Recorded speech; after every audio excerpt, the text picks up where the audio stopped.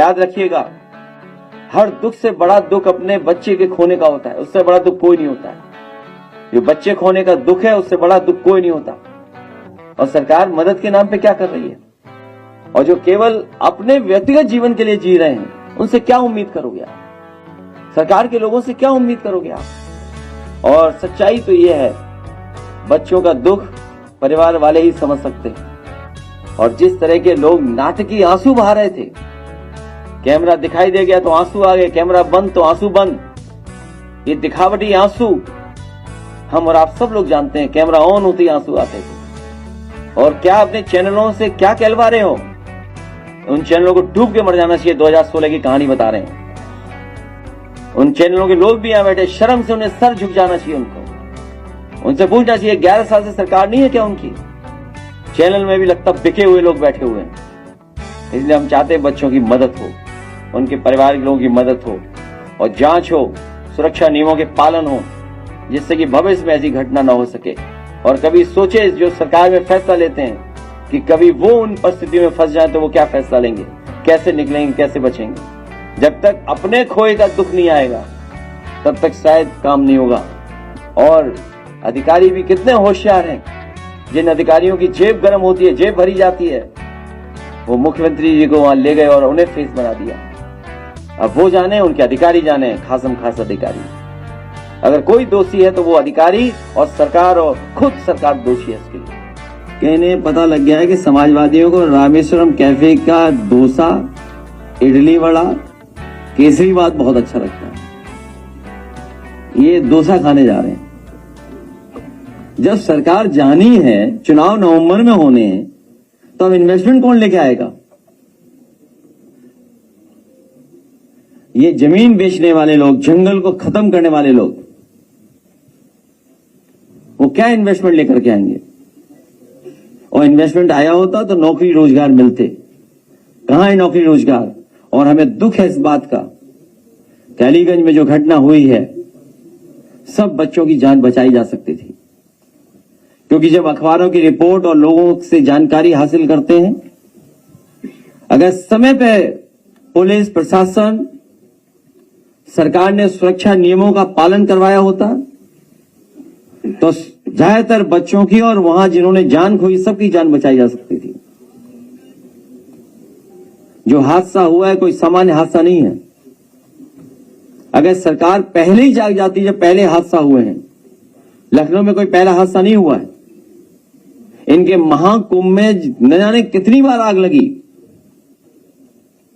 कुंभ के बाद और उसके पहले भी। यहीं पर हजरतगंज में एक होटल में आग लगी थी। और याद कीजिए, उस समय के अखबार पढ़िए, मैंने आग लगी तो सरकार ने क्या कहा था? 24 घंटे के अंदर इस पे बुलडोजर चल जाएगा। क्योंकि उनका अपना होटल था, इसलिए बुलडोजर नहीं चला।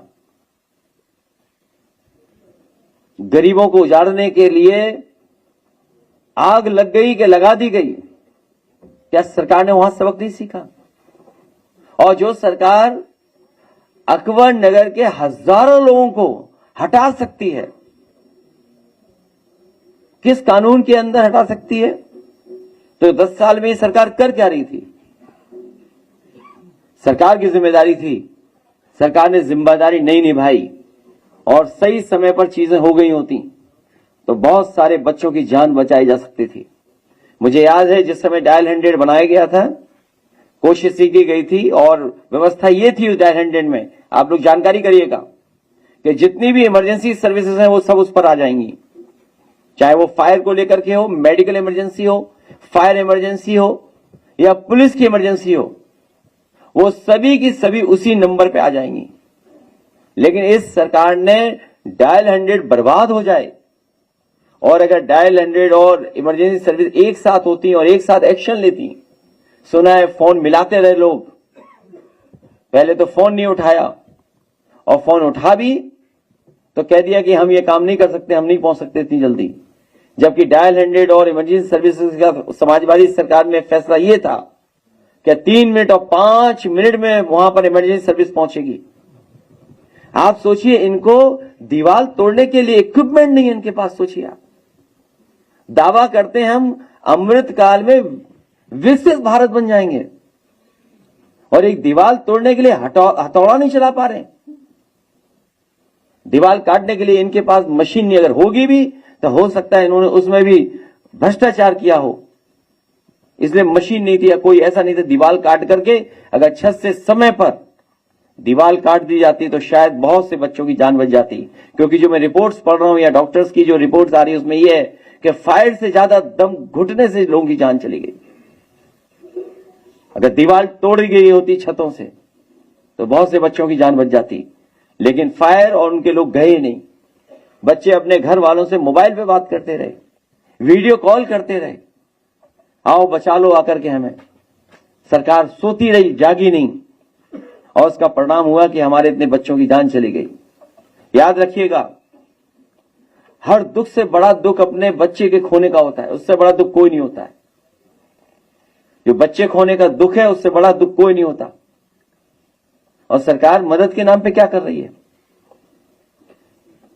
और जो केवल अपने व्यक्तिगत जीवन के लिए जी रहे हैं उनसे क्या उम्मीद करोगे आप? सरकार के लोगों से क्या उम्मीद करोगे आप? और सच्चाई तो यह है, बच्चों का दुख परिवार वाले ही समझ सकते हैं। और जिस तरह के लोग नाटकीय आंसू बहा रहे थे, कैमरा दिखाई दे गया तो आंसू आ गए, कैमरा बंद तो आंसू बंद, ये दिखावटी आंसू। हम और आप सब लोग जानते हैं कैमरा ऑन होते ही आंसू आते थे। और क्या अपने चैनलों से क्या कहलवा रहे हो?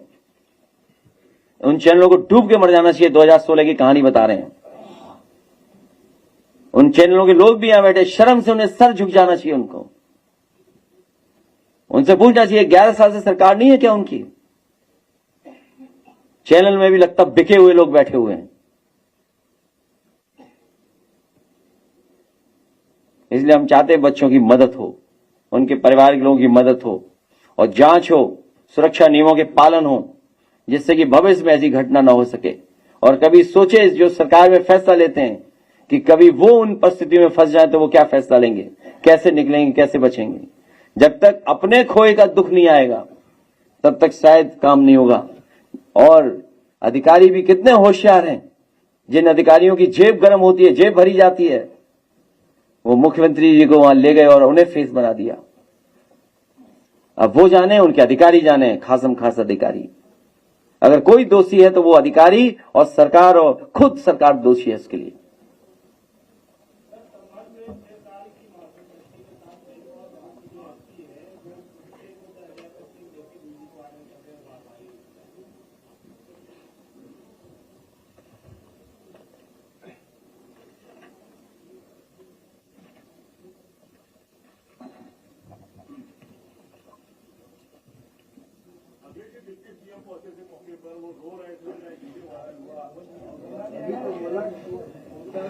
दिखावटी आंसू तभी निकलते हैं जब कैमरा सामने होता है।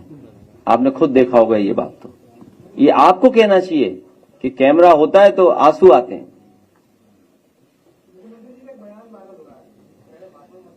मैं तो केवल इतना कहूंगा, शीशे के घर में रहने वाले लोग दूसरों में शीशे पत्थर न फेंकें।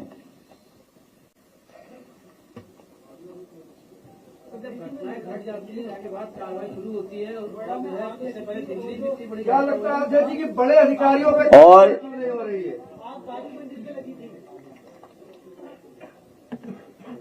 इन्हें हर घटना से सबक सीखना चाहिए सरकार को।